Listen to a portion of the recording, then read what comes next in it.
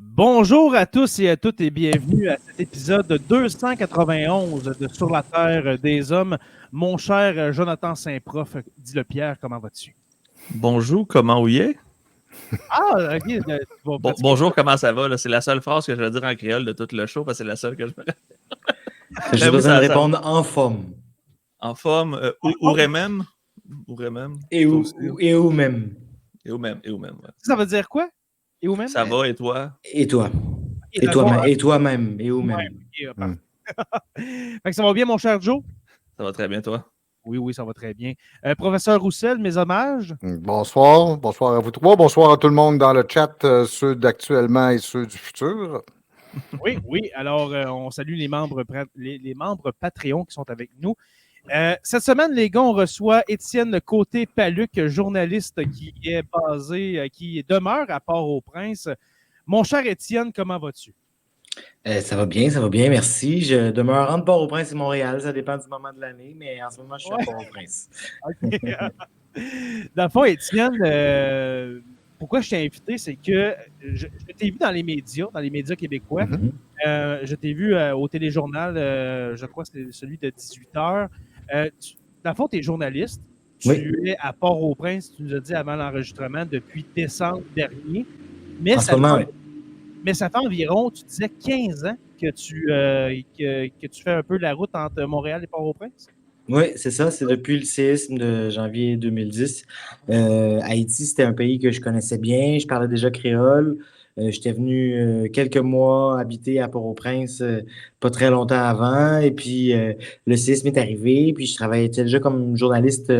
J'étais critique musicale. Je travaillais surtout en musique. Et puis, je travaillais entre autres pour une émission à Radio-Canada qui s'appelait Une heure sur Terre. Puis, la réalisatrice était dans le War Room pour préparer le départ des équipes de journalistes de la salle des nouvelles pour Radio-Canada. Puis ils m'ont appelé, puis ils m'ont dit hey, c'est parce qu'on n'arrive pas à rejoindre personne en Haïti. Les lignes sont toutes fermées, il n'y a plus rien. Et ils ne voulaient pas envoyer leurs équipes sans gens accompagnateurs. Donc, ils ont. Un fixeur, ouais. Sans fixeur, comme on dit dans le métier. Donc, moi, puis un autre journaliste d'origine haïtienne, ils nous ont mis sur les vols avec leurs équipes, puis on est débarqué ici comme fixeur. Moi, j'étais journaliste indépendant, puis j'ai commencé à faire de la petite pige sur le côté, tout en travaillant des fois pour Radio-Can aussi, une fois de temps en temps, mais toujours à la pige, là, tu sais. Puis après ça, j'ai continué à faire un petit rêve que j'avais, qui était d'acheter un petit bout de terre en campagne ici. Ça a été comme un peu l'occasion de m'installer ici. J'avais plusieurs contrats cette année-là. Donc, j'ai dit, c'est une manière aussi d'être présent en Haïti pour les gens qu'on a perdus en 2010. J'ai perdu des gens très proches. Puis d'être là, puis de continuer le parcours, puis de faire le pont vraiment entre Haïti puis le Québec, parce qu'il y a un lien déjà très fort historiquement, mais on en reviendra peut-être. Mais c'est donc pour poursuivre ça, puis continuer les collaborations interculturelles au sens strict, là. Si je peux me permettre, est-ce que tu as la citoyenneté haïtienne? Non, mais j'ai commencé à faire des démarches auprès d'avocats. En ce moment, c'est un peu compliqué parce que c'est le président qui a le bureau du président qui a le droit de donner des citoyennetés. En ce moment, il n'y a pas de président depuis 3 ans, donc c'est un peu compliqué. Mais oui, ce serait mon rêve, en fait. Donc, j'espère un jour pouvoir, comme je suis propriétaire, à travers une amie en ce moment, mais j'aimerais ça être légalement propriétaire dans le pays, puis être capable de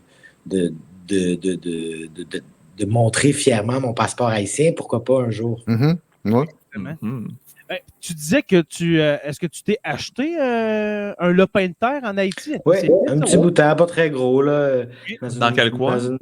Dans le sud-est, pas trop loin de Jacmel, sur un petit bout de montagne qui n'est pas vraiment accessible en véhicule. Donc, il faut marcher un peu pour y arriver. Puis, mais c'est vraiment superbe, la vue est belle, l'ambiance est vraiment chouette. Mais ça fait 1 an que je ne suis pas allé à cause de ce qui se passe en ce moment.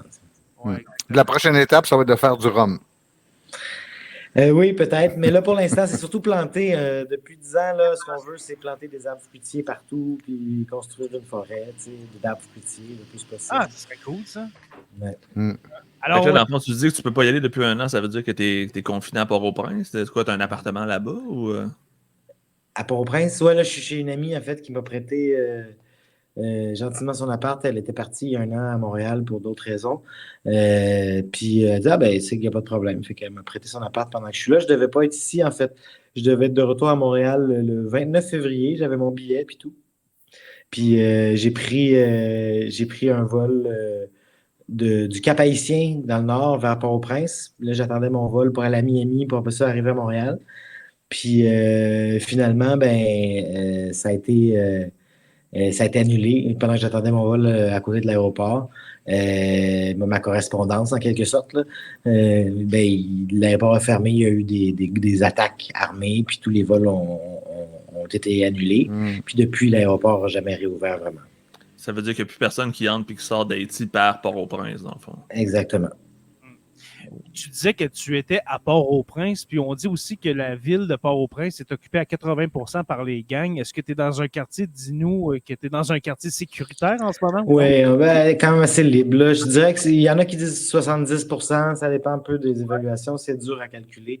Mais oui, je suis dans un quartier, entre guillemets, libre, qui n'est pas encore contrôlé par les groupes armés, où il y a quand même des groupes d'autodéfense là, du quartier qui sont mobilisés pour empêcher l'éventualité d'une attaque de groupes armés. Donc, pour l'instant, je suis en sécurité. On ne sait pas jusqu'à quand, donc on est prêt à n'importe quel moment à quitter rapidement pour se replier dans un autre endroit qui, on espère, sera sécuritaire. Puis éventuellement, si jamais l'autre endroit dans la ville n'est pas bon, je peux toujours vraiment me réfugier sur mon petit terrain dans le sud-est, mais là, je serais vraiment loin de Port-au-Prince, puis c'est vraiment à Port-au-Prince qu'il se passe des choses, puis c'est là que je travaille. Donc, en ce moment, les allers-retours sont plus compliqués, puis j'aime mieux être dans l'action, si on veut, que loin. Tu sais. Parlant d'action, est-ce que c'est aussi pire que les médias semblent vouloir nous dire ou c'est amplifié dans le fond avec tout ce qui se passe ou c'est vraiment, là, on est dans une zone intense puis c'est pas exagéré de dire que c'est littéralement une zone de guerre? Oui, non, c'est des zones de guerre, là, c'est des zones de conflit ouverts. Là. Il n'y a pas d'autres mots vraiment. Le centre-ville de Port-au-Prince, c'est comme un no man's land. C'est rendu une espèce de Far West à la Mad Max où tout.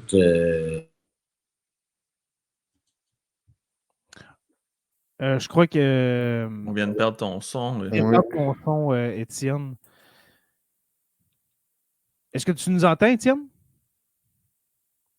On n'a plus le son. On n'a plus le son, Étienne. Ça a coupé en plein milieu. Et donc. Voilà, c'est revenu. Voilà.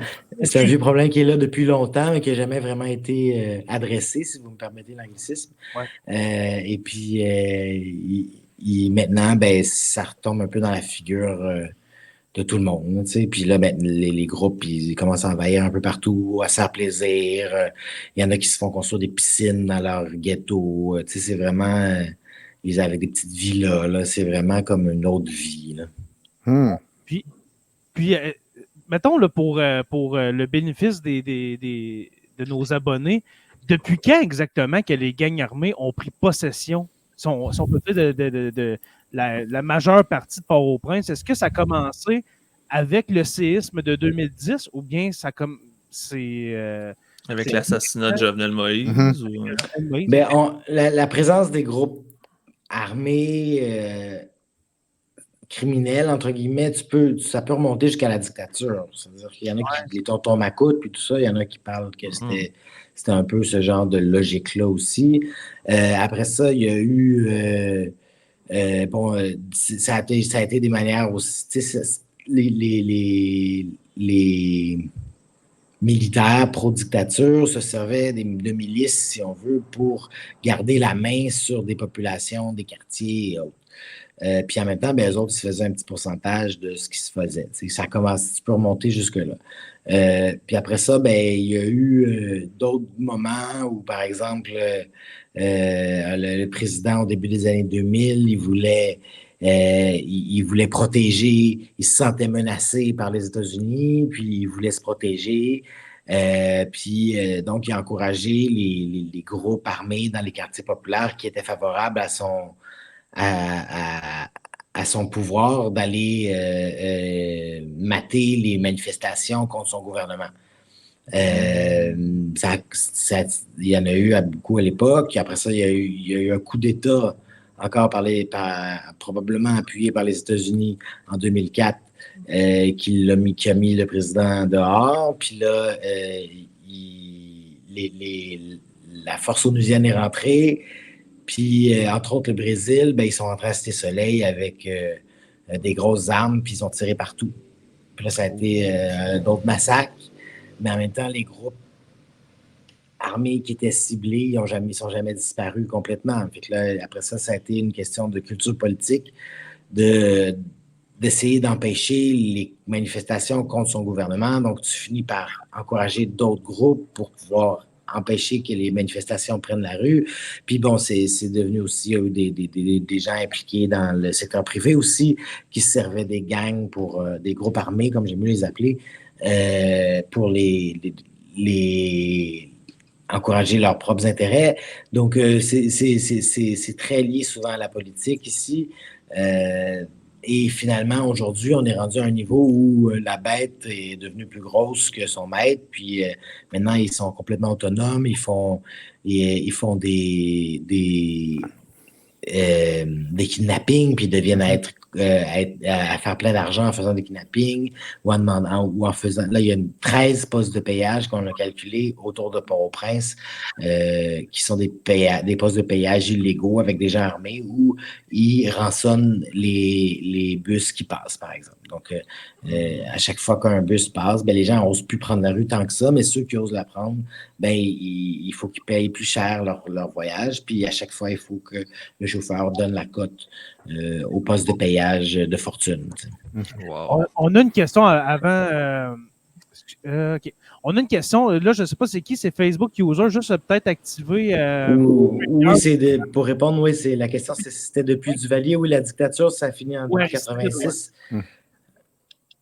Aristide, c'est en 2000 à 2004, puis 91 et 94-95.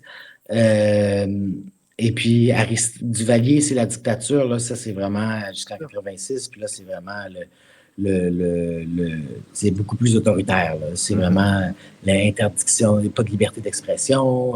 Mais tout ça, c'était appuyé beaucoup par les Américains qui étaient bien contents d'avoir quelqu'un qui travaillait avec eux parce que de l'autre côté de la mer, ici, c'est Cuba à quelques dizaines de kilomètres. Les communistes pouvaient avoir il fallait pas qu'il y ait les deux bords du passage du détroit entre Cuba et Haïti parce que c'est le plus gros passage de bateaux au monde parce que ça va vers New York, vers Miami, vers Boston, toute la côte est là, jusqu'à Montréal. Tout ce qui s'en vient de Chine, en fait, passe à côté d'Haïti. Par le canal de Panama, dans le fond. Puis, le canal de Panama, puis remonte entre Haïti et Cuba.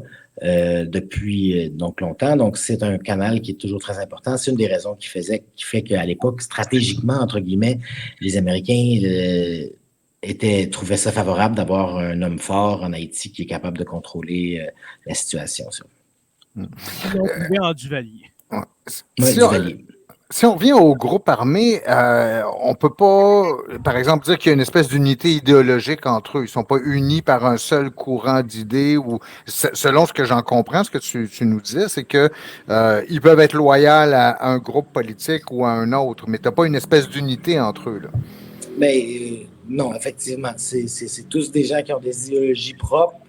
Il y en a qui sont plus, entre guillemets, fondés sur une idéologie forte. D'autres, c'est vraiment plus axé sur la criminalité, je dirais.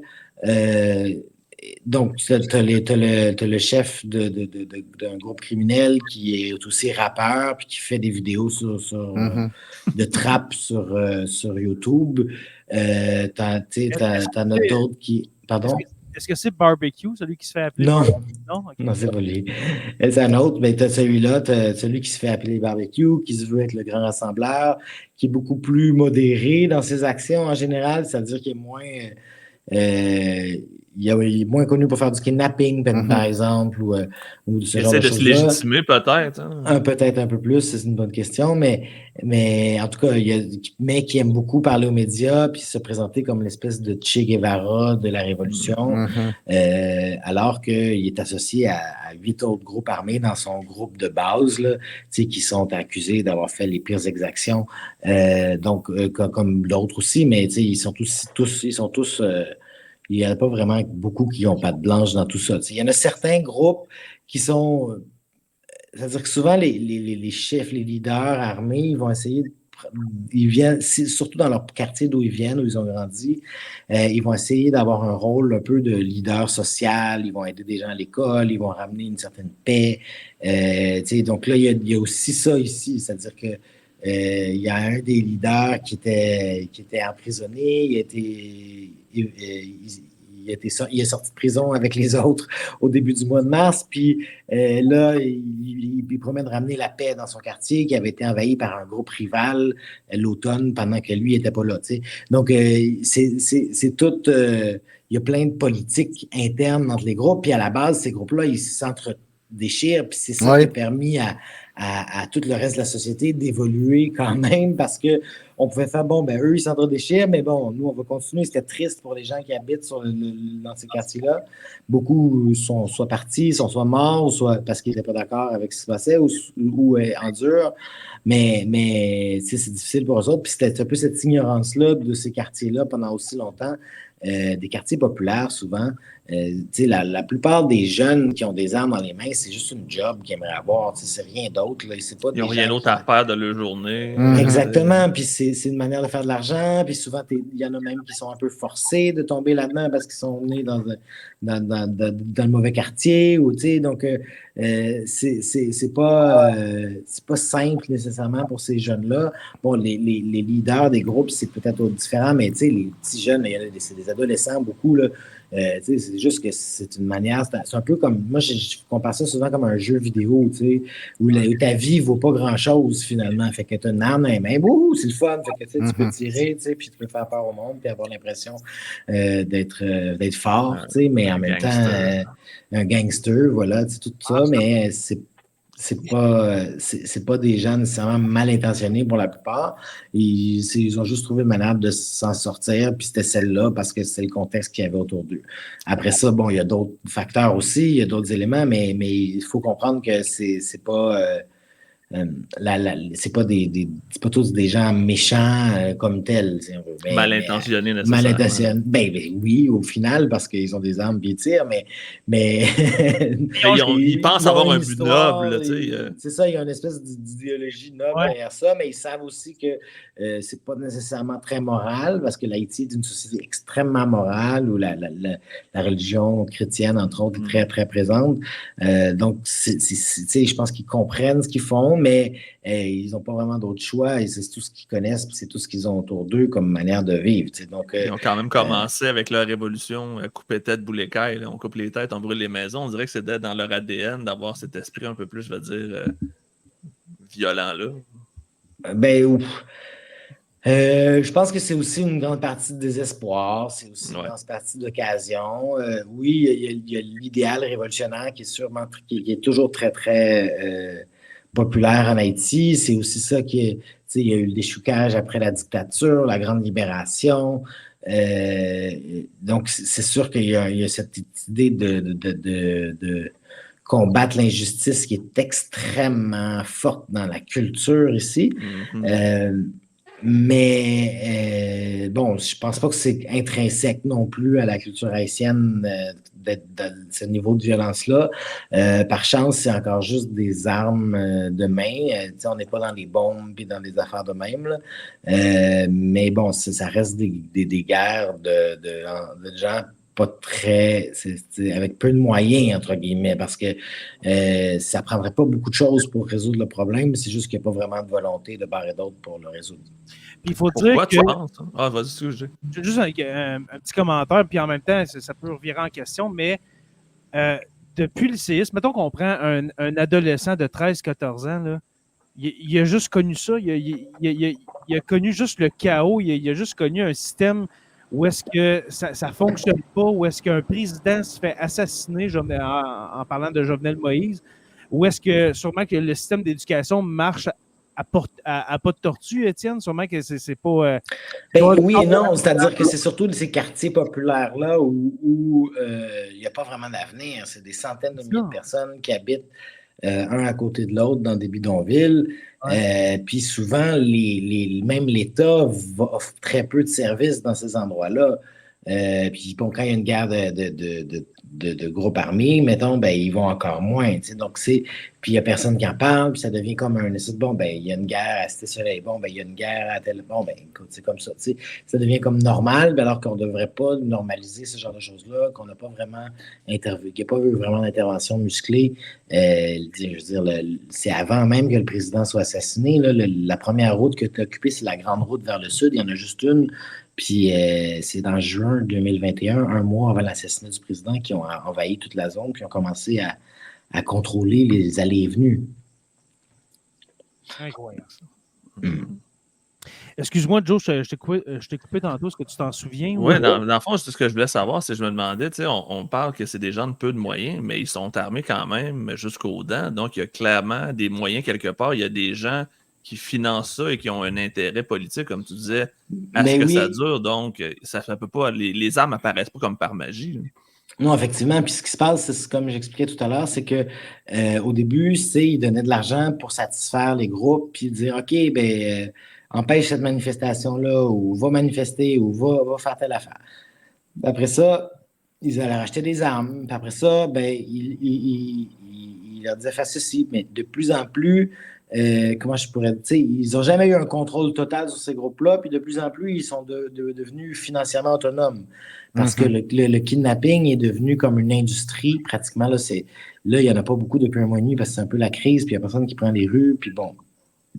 Il y a des groupes qui essaient d'amadouer la population du pays, ces groupes armés-là, mais tu sais, je veux dire, c'était des demi-douzaines de gens qui se faisaient kidnapper par jour, des moments, là, tu sais, c'était des fois des bus, des fois, tu sais, donc c'était vraiment une industrie où l'argent rentre à flot, là, tu sais, donc ils sont devenus comme super autonomes, là, ils ont commencé à s'acheter leurs propres armes, puis à trouver leur propre réseau pour acheter les armes, puis là, il y a évidemment, on n'en parle pas beaucoup, mais Haïti, c'est une plaque tournante de la cocaïne. Donc, c'est aussi beaucoup de drogue qui rentre par ici. Donc, ça avantage beaucoup les passeurs que le pays soit un peu bordélique. Donc, tu sais, qu'on contrôle plus ou moins les frontières maritimes. Ça fait l'affaire d'un peu tout le monde. Après ça, c'est facile de passer plus vers les États-Unis ou de passer vers la République dominicaine. Tu sais, donc, c'est aussi ça qui est derrière toute cette complexité. Si je peux me permettre aussi, est-ce que ce serait possible de nous dresser comme une espèce de tableau des groupes politiques ou des principales factions politiques? Parce que de l'extérieur, de se faire une idée à savoir, parce que même les groupes armés, on pourrait les voir soit comme des guerrieros animés par, comme on le disait tantôt, une espèce d'idéal politique, et on pourrait voir les gens proches du gouvernement comme étant plutôt une espèce de dictature qui va sur la répression, ou on pourrait voir totalement l'inverse. C'est que j'ai un peu de difficulté à voir c'est quoi le portrait des forces politiques. Ben, là, c'est un peu mélangé, mais d'un côté, il y a les groupes criminels armés. De l'autre côté, il y a les partis puis les tendances politiques. C'est pas nécessairement un miroir l'un de l'autre, mais en ce moment, le conseil présidentiel là, qui devrait éventuellement prendre le contrôle du gouvernement d'ici peu, c'est 6 partis politiques ou regroupements politiques qui se sont mis ensemble de différentes orientations, dont le gouvernement au pouvoir, pour décider de qui sera les prochains ministres et le prochain premier ministre, pour organiser des élections d'ici presque 2 ans. Donc ça, c'est les partis politiques. Généralement, l'affaire, c'est qu'en Haïti, la plupart des gens s'entendent sur les problèmes, mais pas nécessairement sur les solutions. J'imagine que c'est un peu partout pareil. Ouais. Mais les enjeux sont assez clairs ici. C'est pas tant la solution, c'est qui va l'implémenter, puis avec qui. Donc, évidemment, il y a la présence des Américains puis des autres pays occidentaux qui en ligne de compte. Le milieu des affaires qui est très, très puissant en Haïti. Il y a même un siège, le 7e siège, c'est lui qui l'occupe sur le conseil présidentiel, c'est le milieu des affaires. Ça aussi, c'est un courant en tant que tel, on pourrait dire, politique. Qui fait de l'argent à grande échelle, mais tout ce beau monde-là dit qu'il travaille pour Haïti, puis dit qu'ils veulent le bien d'Haïti, qu'ils veulent avancer pour finir la pauvreté, puis faire de l'argent, puis ça c'est le côté politique. Au niveau des groupes criminels armés, disons que longtemps, il y a eu deux grandes factions opposées, une qui était plus proche de l'opposition, puis une autre qui était plus pro-pouvoir, disons ça comme ça. Là, ce qui s'est passé depuis un mois et demi, puis c'est qu'il y a une nouvelle coalition qui s'est créée entre ces deux groupes-là depuis que le groupe plutôt pro-pouvoir a changé son fusil d'épaule, puis est maintenant rendu contre le gouvernement. OK. Donc là, ça a créé l'espèce de mouvement depuis un mois et demi où, comme tous les groupes se sont entendus un peu pour aller contre le gouvernement, qui était extrêmement détesté, c'était celui d'Ariel Henry, ils ont dit, OK, fait qu'ils ont dit, on met le bordel, puis ils ont demandé la démission du gouvernement. Ils l'ont obtenu. Ils l'ont obtenu en quelque sorte, oui. Bon, c'est surtout les Américains qui ont décidé d'arrêter d'appuyer le premier ministre, mais c'est à cause de ce qui venait d'arriver. Entre autres. Donc, et puis, il y a des groupes criminels armés qui sont toujours de l'opposition, plus proches de mouvements d'opposition, disons, mais qui n'ont pas participé au dernier mouvement, mais parce qu'ils étaient contre l'autre groupe qui a changé de base, si on veut, puis qui maintenant est rendu... mais il y a une trop grosse histoire entre ces deux groupes-là pour qu'eux autres s'arrêtent. Fait que, bon, en tout cas, c'est un peu tout ça qui est comme une politique interne entre les groupes aussi. Et des fois, il y en a qui s'entretuent. Des fois, donc, il y a toute une histoire comme ça qui existe à travers tout ça. Je ne sais plus c'était quoi ta question, mais... c'est le portrait politique, savoir c'est quoi les forces politiques. Mais tu as très bien répondu, effectivement. Merci beaucoup. Est-ce qu'il y a, Étienne, quelqu'un en Haïti que la population voit comme le prochain président? Est-ce qu'il y a des noms qui ressortent un peu que nous, au Québec, qu'on n'a pas entendu dans les médias? Ou est-ce qu'il y a quelqu'un en vue? Il n'y aura pas de président avant février 2026. Okay. Donc, on n'est pas encore près de nouveau président, mais il va y avoir un premier ministre puis un gouvernement bientôt, semble-t-il. En tout cas, un nouveau premier ministre, ça, c'est pas mal certain. Parce que le conseil présidentiel va en nommer un nouveau. On ne sait pas qui encore. C'est vraiment des partis politiques qui sont plutôt opposés en temps normal. Donc, on va voir qu'est-ce qui va ressortir de tout ça. Ça va être quoi le consensus? Ouais, il y a un président du conseil présidentiel aussi qui va gérer les réunions. Normalement, il ne devrait pas avoir plus de pouvoir que les autres conseillers présidentiels. Donc, on ne sait pas trop non plus comment ça va se jouer. Là. Il y a comme une question d'apparat dans tout ça aussi. Là. Donc, pour l'instant, on ne sait pas. Mais il n'y a pas vraiment de grands leaders qui rassemblent beaucoup les gens. Il y a des leaders là, qui rassemblent des gens, je ne peux pas dire qu'il n'y en a pas du tout, mais qui sont vraiment rassembleurs là, sur toute la population, là, sur tout le monde, qui sont vraiment comme « Ah oui, OK, lui, on va le suivre ». Les gens sont extrêmement sceptiques des politiciens en ce moment. Il y a eu 20% de participation en 2016 aux élections. Les gens ne croient plus dans les structures politiques. Ils pensent que c'est tous des magouilleurs, en gros. Pour les comprendre, depuis les années, depuis 60 ans, 70 ans, ça ne marche pas. Fait que, il ne voit pas personne qui est là, qui est vraiment qui est capable, comment je pourrais dire, d'absence d'ego une fois qu'il est dans cette position-là, en gros. Une question plus personnelle, Étienne. Dans les dernières semaines, on a du côté du gouvernement fédéral au Canada, on a demandé aux derniers ressortissants qui sont en Haïti de partir. Puis là, c'était pas dans mes questions, mais ça vient de me popper comme ça. Là. Toi, qu'est-ce qui te garde là-bas? Qu'est-ce qui te dit?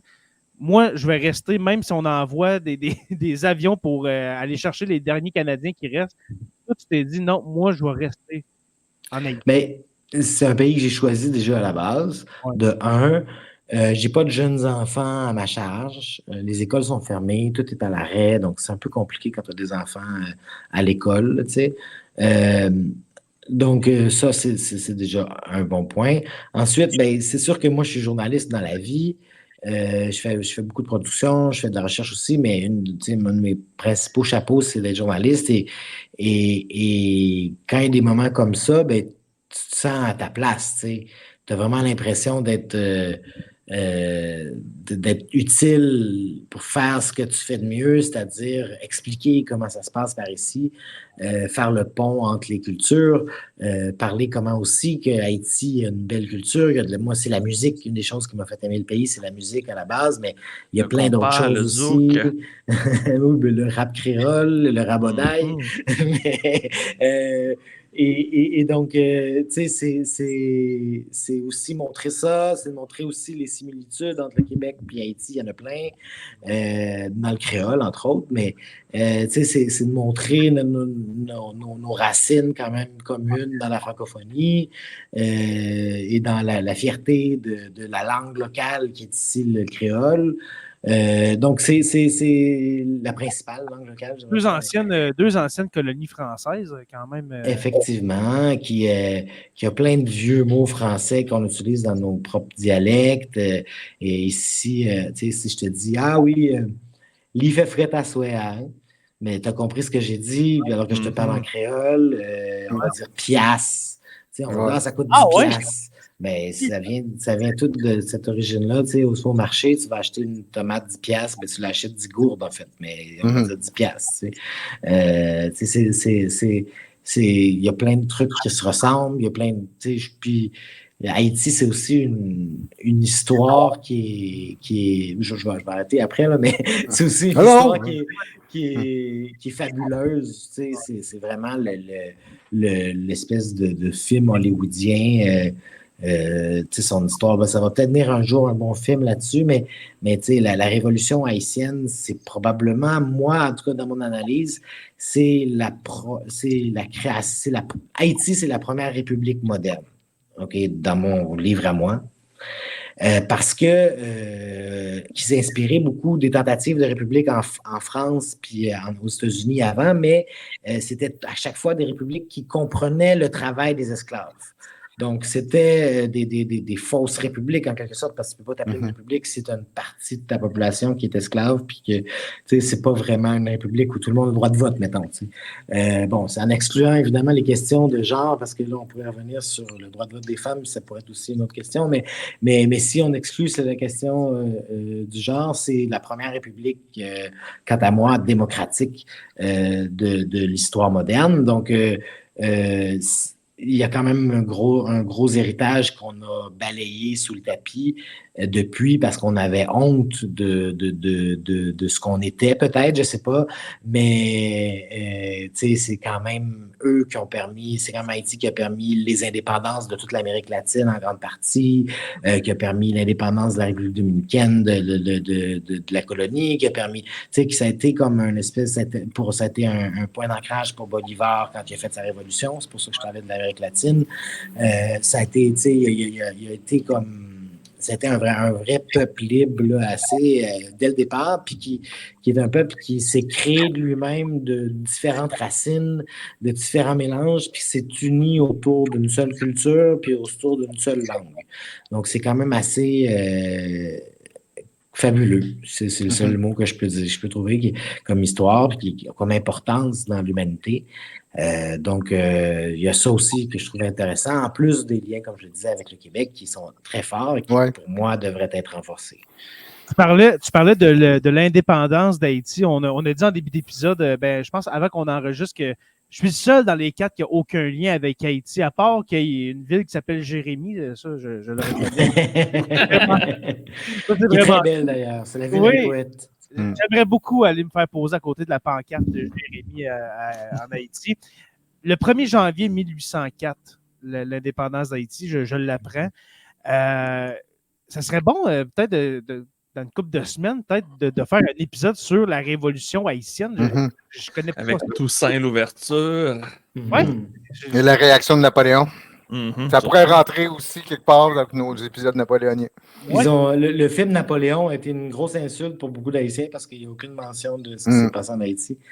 Mais ça a été la grande défaite, là, plus que Waterloo là, de Napoléon, mais on l'a caché.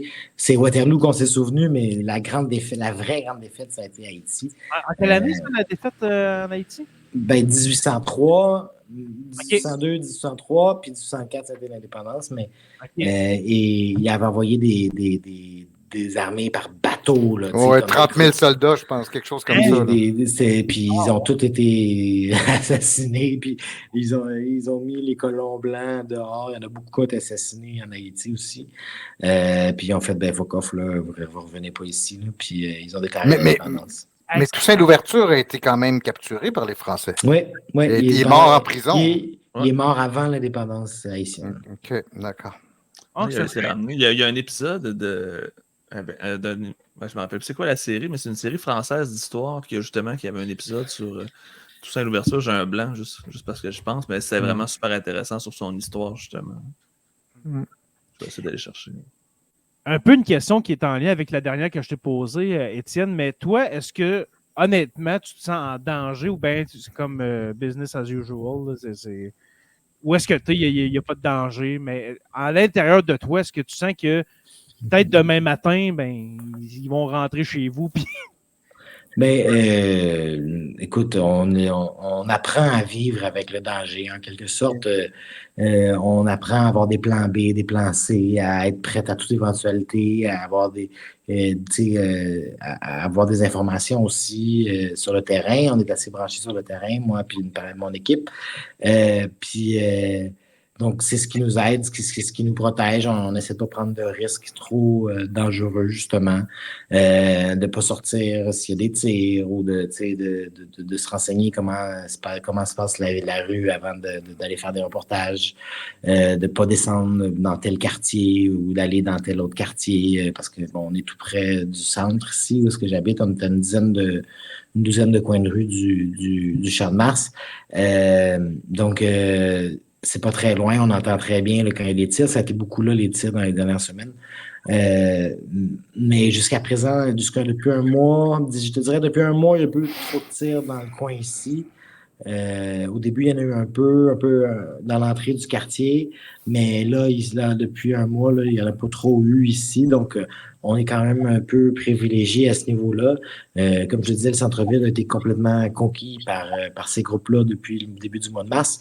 Puis bon, on est un peu à la limite du centre-ville où on est ici. Donc, on regarde ça inquiet avec nos affaires dans des valises, prêts à fermer tout puis à partir à un coup de vent si jamais ça demande d'avoir des réserves d'eau sur plusieurs jours parce qu'on sait qu'il peut y avoir des pénuries. Puis s'il faut attendre, il va falloir en avoir assez, avoir des réserves.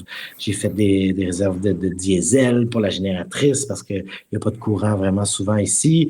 C'est justement là où je voulais m'en aller. Il y a de l'électricité, de l'Internet, mais de ce que je comprends, c'est pas chose commune. Là. Non, c'est ça. Ça prend de l'argent là, pour ça. Là, fait que, là, j'ai acheté comme pour 600$ de diesel la semaine passée. Alors, j'achète la même chose le mois prochain, probablement. Fait que toutes ces dépenses-là, j'ai fait une grosse épicerie là, la première semaine là, de genre 800$ là, juste pour comme stacker nos armoires de riz, de spaghettis, comme si j'étais au Costco là, pour que on ait beaucoup à manger pour 2-3 mois. Puis c'est des pénuries. Puis là, la prochaine étape, c'est des pénuries. Fait que on sait que d'ici 2-3 semaines, là, s'il n'y a pas de bateau qui réussit à rentrer, comme c'est en ce moment le cas à Port-au-Prince, on n'aura pas d'importation. Fait qu'il y aura encore des produits locaux, des fruits, des légumes, un peu de riz local, des choses comme ça. Donc, moi, je ne suis pas trop inquiet. Je vais toujours pouvoir m'acheter des affaires si je suis là. Je vais en payer un plus cher. Mais bon, ça va être difficile pour le monde. Tu parlais d'importation. La bouffe, ça vient de où exactement? Une bonne partie des marchés publics ici, ça vient du pays comme tel. Il y a plein d'agriculteurs dans tout le pays. C'est un pays tropical qui est quand même assez grand, avec de l'eau un peu partout. Fait qu'il y a plein de produits locaux qui sont produits. Sinon, c'est des importations. Là, ça reste une île. Je ne sais pas si vous connaissez un peu le principe, mais un peu toutes les îles, c'est la même chose, là. Il y a une bonne partie de ce que tu retrouves sur les tablettes qui sont importées dans les supermarchés, qui sont importées d'autres pays. Donc, c'est le cas aussi pour Haïti. OK. Est-ce que ça vient d'Amérique, d'Europe, ces produits importés? C'est vraiment mélangé. Il y en a qui viennent d'Europe. Il y en a ça va dépendre dans quel supermarché tu vas. Mais c'est surtout les États-Unis, Miami, là, le gros lien avec Haïti. OK. Puis les gangs ne vont pas servir en premier quand le bateau arrive, j'espère? Oui, c'est ça qui fait qu'il n'y a plus de livraison depuis 1 mois et demi. Je peux te ramener sur un point que tu as ouvert tantôt, c'est la qualité puis l'importance des liens entre le Québec et Haïti. Tu avais commencé à ouvrir là-dessus. Oui, c'est un très bon point, Stéphane. Ben, il y a plusieurs manières de voir ça. Premièrement, il y a une culture beaucoup plus proche qu'on pourrait se l'imaginer parce que, tu sais, veux pas, Haïti, c'est très américain. C'est au sens des Amériques, là. C'est-à-dire qu'il y a, comme je le disais, des liens avec Miami. On a les références. C'est le rap américain plus que le rap français, presque, qui fonctionne. Il y a beaucoup de rap français, mais quand même, tu sais, 50 Cent est plus gros. Tu sais, il y a comme un espèce de culture il y a une culture liée à la France aussi, mais tu sais, c'est très, très, très américain dans le sens du continent. Qui est quand même proche. En fait, tu dédoubles ça avec une histoire francophone, francophile. Donc, il y a plein de choses sur lesquelles on s'entend bien. Tu sais, le théâtre, il y a plein de pièces de théâtre en français ici qui pourraient être présentées chez nous, au Québec. Il y a plein de liens comme ça qui existent. Historiquement aussi, comme je disais tout à l'heure, la langue, il y a des rapprochements, la fierté du parler joual au Québec, d'accepter notre accent, de ne pas le sentir comme un accent. Comme une tare. Inférieur. Comme une tare, ben, tu sais, on disait que souvent, je sais pas si bon, il y a beaucoup d'historiens parmi nous, mais on disait souvent que le Québec, les gens avaient l'impression d'être nés pour un petit pain. Ça voulait dire qu'on n'avait pas une grande estime de nous-mêmes, puis on disait, bon, ben, on est fait comme ça. Puis mais il y a plus cet esprit-là ici aussi d'accepter son sort, de vivre avec ce qu'on a, puis de parler une langue qui n'est pas une langue noble, par exemple.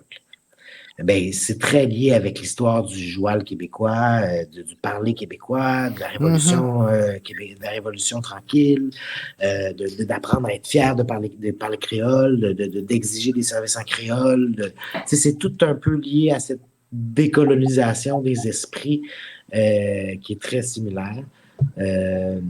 Puis bon, après ça, là, je ne rentre même pas dans l'histoire. Évidemment, depuis les années 60, il y a un gros lien d'immigration du Québec avec Montréal. Puis moi, je suis un Montréalais dans le sang. Puis cette mixité-là, ça m'a toujours allumé.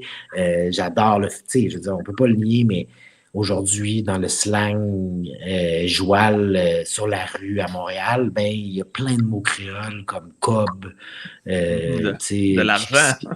Qui veut dire de l'argent, tu sais, comme tu peux dire cob. J'ai des amis blancs, plus blancs que moi qui s'arrêtent cob. Puis là, je leur disais, mais cob, vous comprenez ce que vous dites quand vous dites cob, quand il était plus jeune, il y a quelques années. Puis là, il me disait, ben non, on parle d'argent, là. C'est juste une manière de dire de l'argent. Là. Puis c'est comme, ben, vous comprenez pas, ça vient d'où? Là? Non, ça vient du créole. C'est un peu. Il y a un lien qui est quand même très fort culturel. Puis moi, j'ai grandi dans ces rapprochements-là, beaucoup culturels à Montréal et tout ça. Puis pour moi, cette créolité-là est très proche dans son esprit de se parler joual, de cette fierté d'être québécois, puis de s'assumer comme on est, malgré toute notre histoire, puis de retrouver notre fierté dans ce qu'on est, puis dans notre histoire. Il y a ce processus-là qui est en cours aussi ici, qui est assez intéressant. Et similaire. Vas-y. Mais à ce près que un truc que tu nous rappelais tantôt, justement, avec la République haïtienne, puis le succès de la Révolution, Ça n'a pas été le cas au Québec. Québec, la société québécoise a plus la mémoire de défaite, celle de 1759 puis celle des Patriotes, alors que les Haïtiens pourraient, ont cette mémoire d'une victoire. D'autres diront même 80 puis 95. Oui, on pourrait on ne rentrera pas dans ce débat-là. Mais oui, effectivement, puis c'est à peu près, c'est venu par définir même l'identité du peuple haïtien, cette révolution-là. C'est un grand pas vers la liberté, l'idéal de liberté, qui est quand même, qui est quand même un idéal que beaucoup de cultures essaient d'atteindre et qui, au Québec, est jamais complètement abouti, en quelque sorte, sans rentrer, je ne veux pas me prononcer sur le débat fédéral-provincial, pas fédéral-provincial, mais fédéraliste, souverainiste, mais vous comprenez ce que je veux dire. On ne parlera pas de PSPP qui, en fin de semaine, oui. un point d'honneur.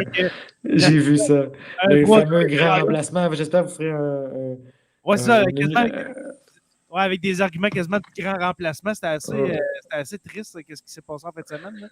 Ben, ça m'inquiète beaucoup, ce penchant nationaliste-là, moi, qui est tellement fier de la culture québécoise, qui a été élevé dans les années 80 en voulant développer cette espèce de fierté-là, puis de trouver la manière d'être fier de ce qu'on est, puis tout ça, puis de voir qu'aujourd'hui, l'espèce d'ouverture qu'il y avait dans le mouvement nationaliste avant est un peu perdu, mais bon, ça, on en reparlera sur un autre débat. Un autre débat. Ouais. C'est triste parce que Paul Saint-Pierre Plamondon, jusqu'à en fin de semaine passée, il y avait quand même un bon mouvement de sympathie envers lui, mais là, je pense qu'il y en a une gang qui ont décroché. Moi, en tout cas, j'ai déchanté un peu. C'est la vieille rengaine, c'est toujours la même chose. C'est ça qui est ouais.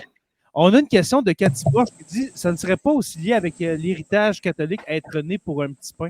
Sentiment d'unité? » Oui, je pense que oui, c'est sûr. C'est certainement lié.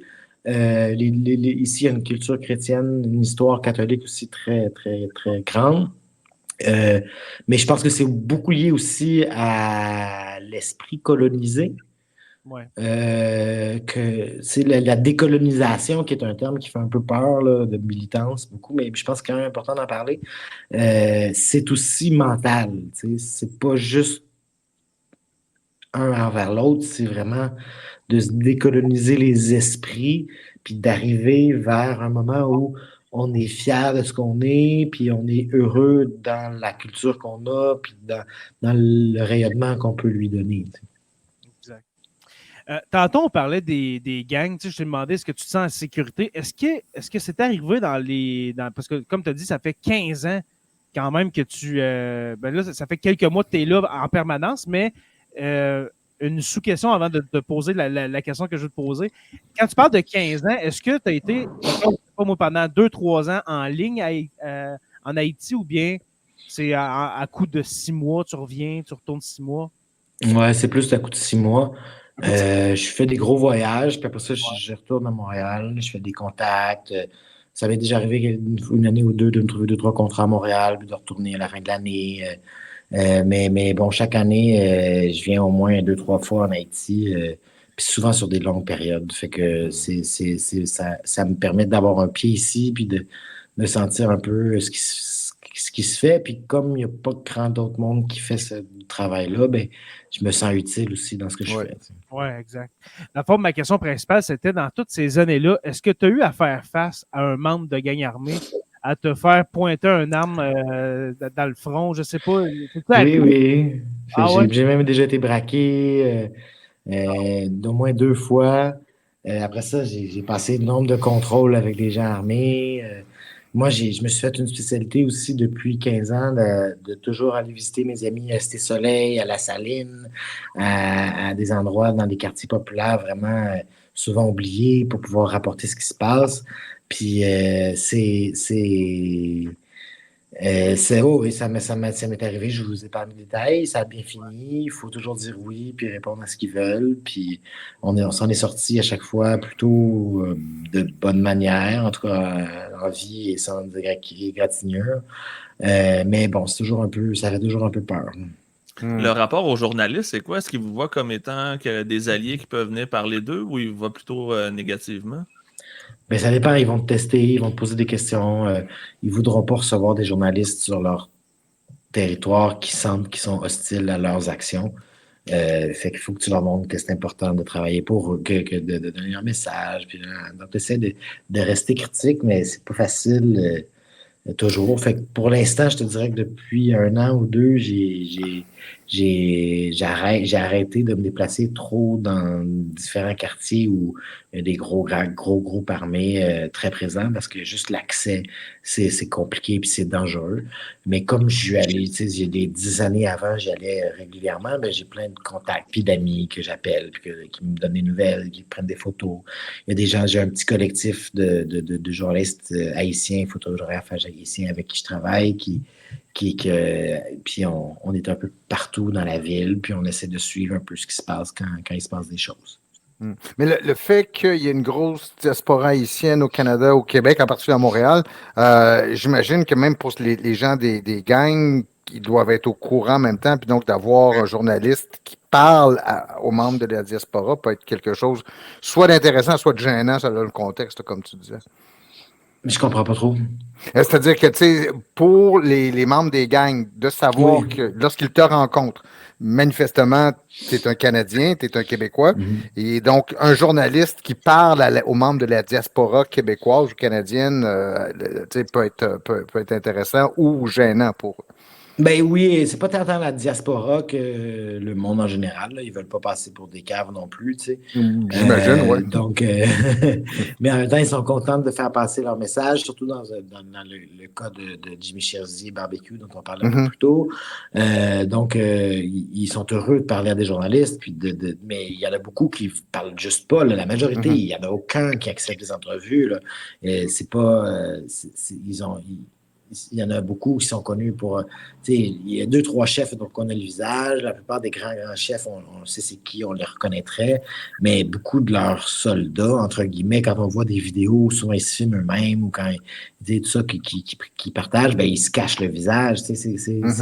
C'est pas des gens qui vivent ouvertement. Il y a une grosse frustration envers ces groupes-là dans le reste du pays, dans le reste de la ville, qui fait que les grands chefs comme Jimmy Cherizier ou autres, ben, ils ne peuvent pas vraiment sortir de leur quartier, de où ils sont, ou de leurs alliés, si on veut.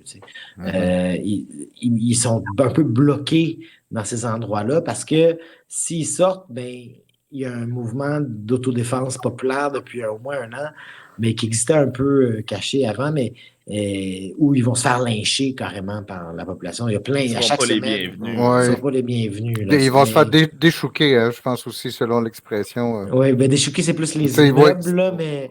OK. Je pensais que c'était les pneus enflammés. Non, ça, il y a un autre mot pour ça.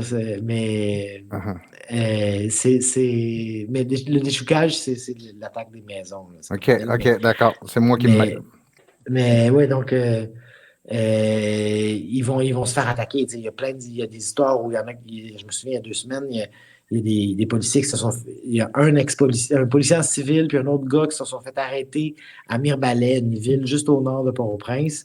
Ils se sont fait mettre en prison le matin. Puis en après-midi, il y a une foule en colère qui est rentrée, qui a forcé le commissariat de Port-au-Prince, qui est allé les chercher, qui les a envoyés dehors, puis qui les ont lynchés sur la place publique. Donc, c'est pour montrer la frustration que les gens ont envers ces groupes-là à l'extérieur des zones qu'ils contrôlent. Parce qu'ils sont fâchés. Ça fait 3-5 ans que le pays est bloqué, que plus rien fonctionne, qu'on est en dépression, que l'inflation monte à un niveau pas possible. Puis c'est à cause parce que ces groupes-là contrôlent une autre place Port-au-Prince, imposent leurs tarifs, leurs taxes, leurs guerres entre eux, tout ça qui fait qu'on ne peut plus circuler. La majorité des routes pavées qui se permettent de sortir de Port-au-Prince, en fait, toutes les routes pavées qui permettent de sortir de Port-au-Prince sont contrôlées par les groupes criminels armés. Donc, moi, j'ose plus prendre ces routes-là. La majorité des gens n'osent plus prendre ces routes-là parce que c'est bien trop dangereux. Les risques sont juste trop grands, fait qu'on reste pogné un peu à Port-au-Prince. OK. La population, donc, n'appuie pas ces groupes armés. OK. Ça me vient, cette discussion-là m'amène une question. Est-ce que tu as peur à une guerre civile? Est-ce que ça se pourrait que la population se tente tellement qui disent ben, nous autres, on va prendre les armes, puis ça vire en guerre civile à grandeur du pays. Bon, pas à la grandeur du pays, là. Port-au-Prince, c'est surtout Port-au-prince où c'est concerné en ce moment. Ouais, ouais. La région autour, c'est là où il y a les plus gros c'est là où il y a le plus gros problème. Euh, Le reste du pays est plutôt calme. J'ai encore beaucoup d'amis et de contacts là, avec, entre autres, dans le sud-est là, dont je vous parlais, mais où j'ai des liens. Puis bon, là-bas, c'est juste que l'économie ne fonctionne plus. Il n'y a plus de touristes. Tu sais, la bonne partie du pays fonctionnait aussi avec l'économie touristique, les plages, les beaux endroits. Donc, c'est juste que ça n'arrête pas, mais c'est des endroits où on peut se promener la nuit sans problème, qu'il y a des bars ouverts, que tout fonctionne. Mais il y a beaucoup, il y a cette culture d'autogestion des quartiers puis des villages dans le pays qui fait que c'est pas n'importe qui peut aller s'installer dans n'importe quel village, dans n'importe quel quartier à l'extérieur de Port-au-Prince. Port-au-Prince, c'est une grande ville, c'est sûr qu'on connaît moins son voisin, il y a quand même des communautés dans certains quartiers, mais à l'extérieur de Port-au-Prince, là, c'est vraiment hyper contrôlé, au moins, au minimum socialement. Ils vont poser des questions, c'est qui lui, il vient d'où, il fait quoi dans la vie, ils vont s'assurer, ils vont vraiment c'est vraiment de l'autogestion populaire, là. Ça marche de même depuis des siècles, des décennies en tout cas, mais il y a un minimum qui est fait là, puis après ça, ben, le reste, ben, c'est comment je pourrais dire? Donc, ça serait vraiment, ça concernerait surtout Port-au-Prince en ce moment, si ça va plus loin. Mais ce qu'ils peuvent faire, c'est juste continuer d'avancer vers les quartiers résidentiels, puis éventuellement les conquérir, parce que là, le gouvernement va changer. Ils disent qu'ils sont contre le nouveau gouvernement, mais c'est un peu, comment je pourrais dire, qu'est-ce qu'ils veulent, on ne sait pas trop. Ils veulent eux-mêmes qu'on leur donne le pouvoir, mais... Ils vont être toujours contre le gouvernement qui va être mis en place. Ils s'enrichissent en ce moment, ils ont le contrôle. Jamais qu'ils vont dire, hey, ce gouvernement-là, on l'aime, on embarque avec lui, à moins qu'il y ait une corruption incroyable, qu'il y ait des pots de vin versés aux gangs pour qu'ils se calment les nerfs. Mais... Comme ça s'est passé au Salvador avant l'avènement de Bukele, le dictateur. Mais ils sont un peu dans une impasse parce que leur autre option, c'est d'intensifier leurs actions. Ouais. Là, ils ont libéré les prisonniers de la prison. Il n'y a plus de système de justice vraiment fonctionnel à Port-au-Prince. Il reste 2 commissariats dans la ville de Port-au-Prince qui sont encore fonctionnels. Donc, c'est quoi leur prochaine étape? Ce serait juste de tout détruire, de continuer d'attaquer des nouveaux quartiers. Ils sont un peu dans un cul-de-sac en ce moment parce que c'est quoi la prochaine action, la prochaine étape? Puis, il n'y en a aucun là-dedans qui a vraiment la stature d'un leader politique avec des ambitions politiques larges qu'on leur connaissait avant le mois dernier. C'est-à-dire de vraiment contrôler l'appareil de l'État, puis la gouvernance, tout ça. En ce moment, ils sont tellement habitués de fonctionner, l'État est tellement habitué de fonctionner à distance qu'il n'y a personne qui va accepter de travailler pour un chef criminel armé comme ça qui vient prendre le contrôle de l'État. Ils font toutes leurs réunions, les conseils des ministres par Zoom aujourd'hui, fait que parce que tout le monde est caché chez eux. Là, fait que c'est pas simple comme ça. Ce serait quoi prendre l'État, le contrôle. Ils sont un peu dans un sac politique à ce niveau-là. Maintenant, on va voir, ça peut continuer, comme je le dis, d'attaquer des nouveaux quartiers, d'essayer d'envahir des zones. Mais bon, c'est pas vraiment leur avantage parce qu'au final, s'il n'y a plus d'activité dans les zones où ils envahissent, ben ils font pas d'argent. Fait que c'est pour ça que je dis que c'est un peu le cul-de-sac là, politique, c'est que si ça marche pas, ben ils sont pris. T'sais. Exact. Une dernière question, puis on va te laisser aller, mon cher Étienne. Pas trop. Parce que le temps file, n'est-ce pas? Puis on veut te laisser aussi une partie de ta soirée. moi, je suis en confinement. Hein. Je suis en couvre-feu depuis 7 heures. Fait que je suis pogné à la maison tous les soirs. Ouais. Ça me fait plaisir d'avoir de la visite. C'est ça. Ben, c'est une bonne nouvelle. Ça. Si jamais on veut parler de la révolution haïtienne, tu peux occuper tes soirées en nous en parlant. Avec plaisir. Ou je recommanderais un bon historien, ça me fait plaisir aussi. Ouais, c'est ça. Ça serait très cool, ça. Oui, vraiment. Comme dernière question, est-ce que tu vois une voie de sortie au malheur d'Haïti? Est-ce que tu vois une manière... Ou est-ce que tu y crois?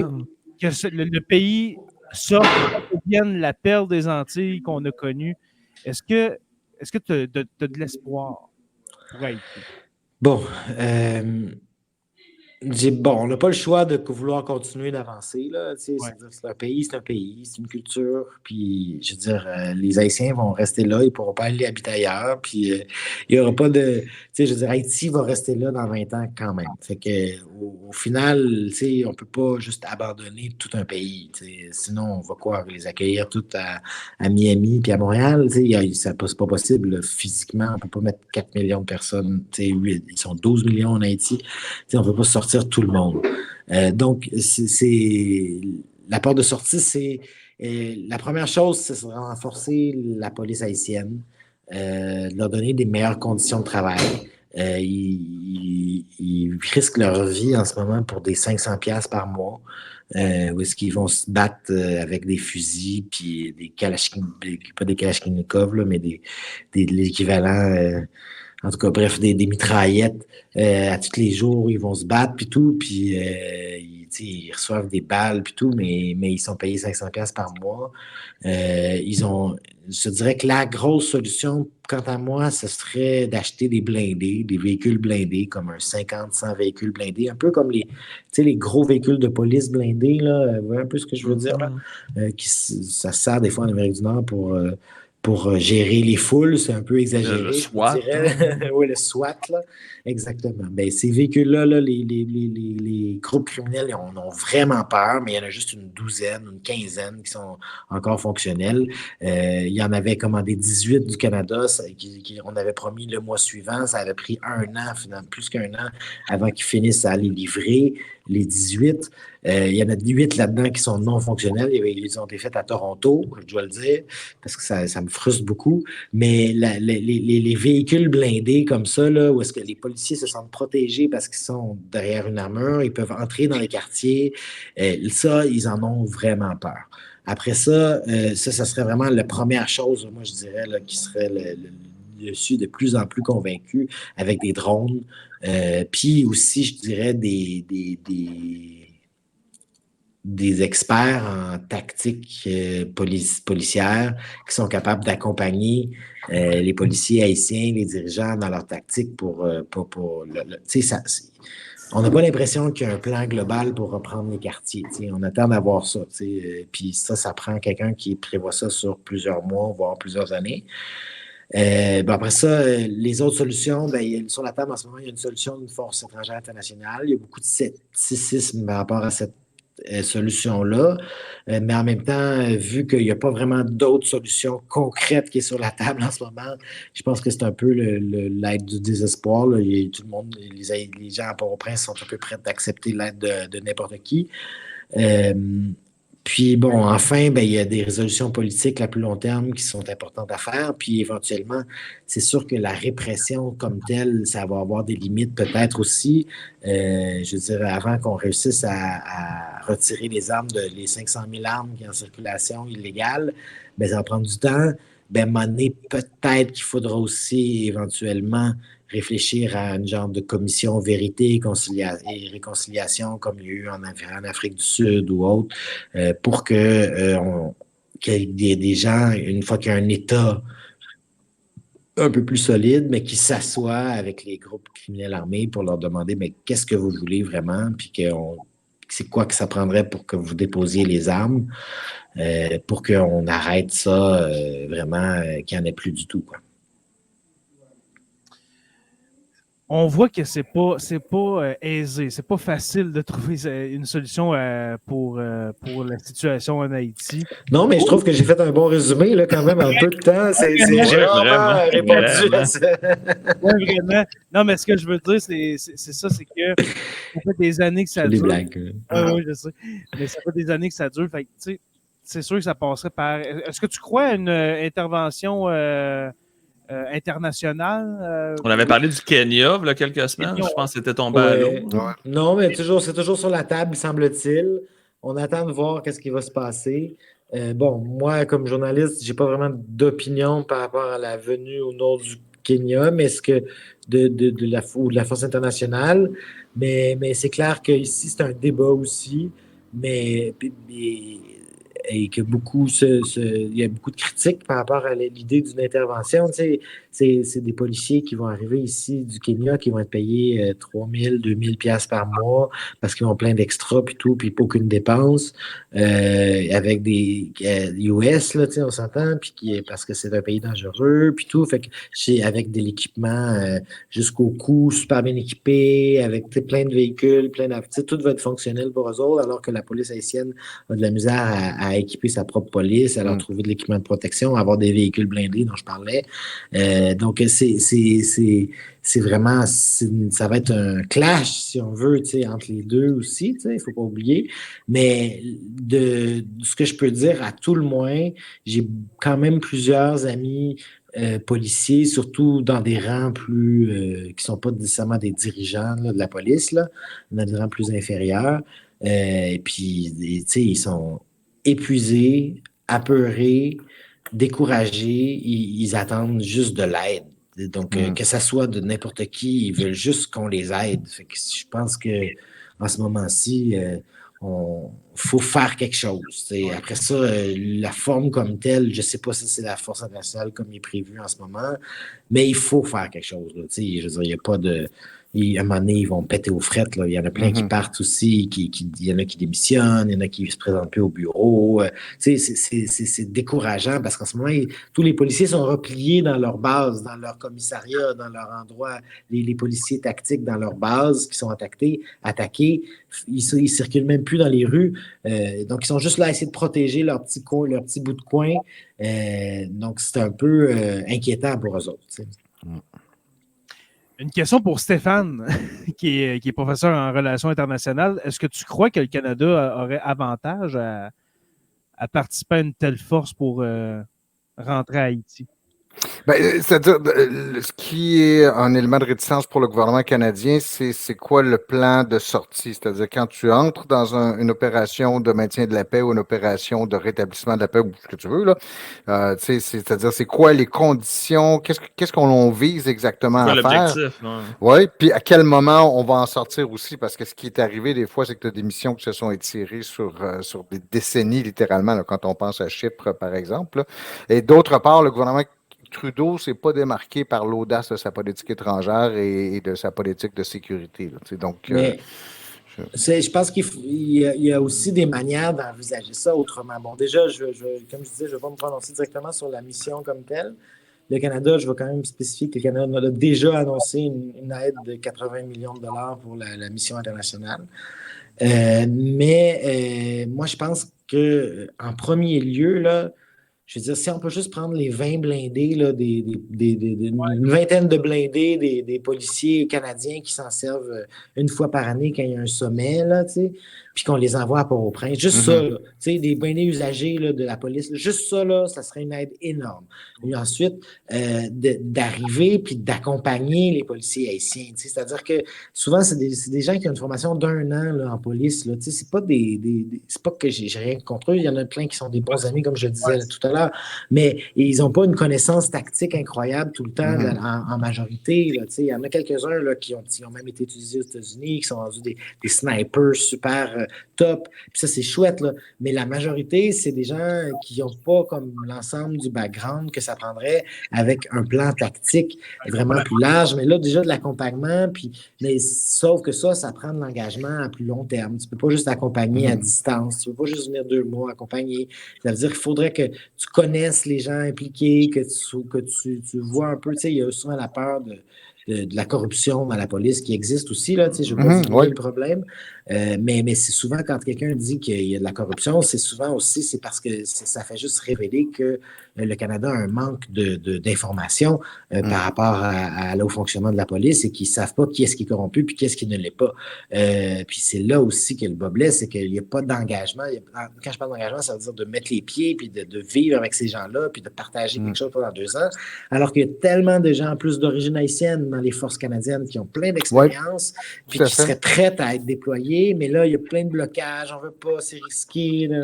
Donc, je ne sais pas comment, quoi, et bon, je sais qu'il y a des efforts qui sont faits dans ce sens-là, fait que je ne veux pas nier que ça ne s'est pas fait, mais il y a un engagement comme ça qui n'est pas nécessairement à envoyer des troupes, mais juste d'accompagner puis d'être là pour entendre ce qui se passe, puis de comprendre c'est qui est les gens fiables, puis d'accompagner sur plus long terme les bonnes personnes, puis s'assurer que tout ça fonctionne. Déjà, ça serait beaucoup. Après ça, il y a un embargo sur les équipements létaux envers la police haïtienne qui est là depuis longtemps, qui devrait être relevé. Quant à moi, si justement on avait les bonnes informations sur comment ils sont utilisés, par qui, puis comment.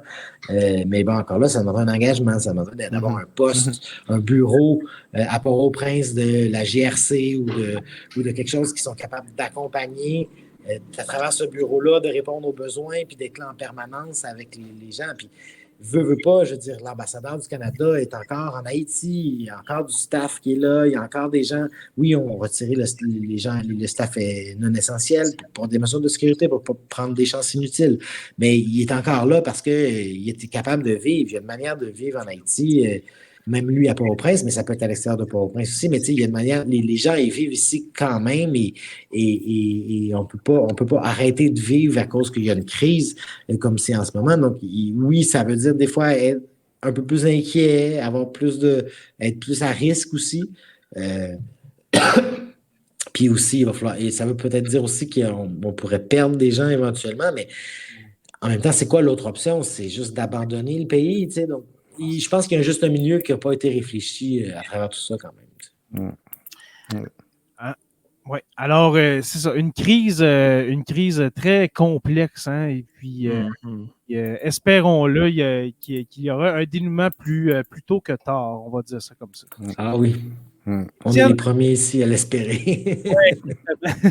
Étienne Côté-Paluc, je te remercie d'avoir accepté notre invitation à participer à Sur la Terre des Hommes. C'est très apprécié.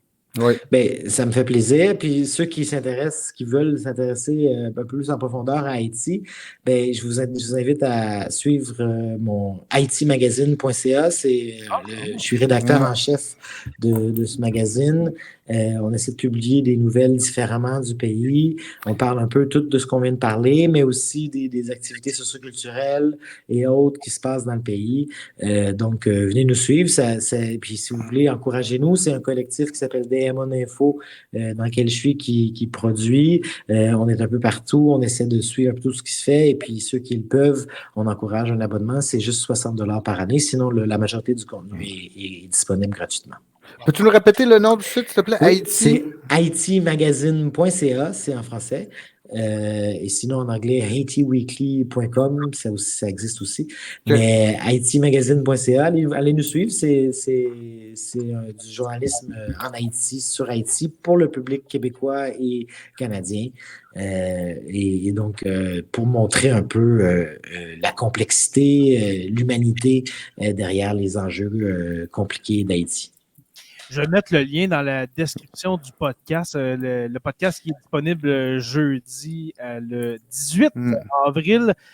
On va aller visiter ça avec plaisir. Alors, merci beaucoup, Étienne, pour ton témoignage et puis aussi pour nous avoir décrit la situation en Haïti. Ça faisait des mois qu'on voulait parler à quelqu'un qui connaissait vraiment la situation. Et puis, en plus, ben, toi, tu es là en ce moment. Tu nous parles de Port-au-Prince. Un énorme merci, mon cher Étienne. En espérant qu'on puisse se parler très bientôt pour parler de la haïtienne. Ouais.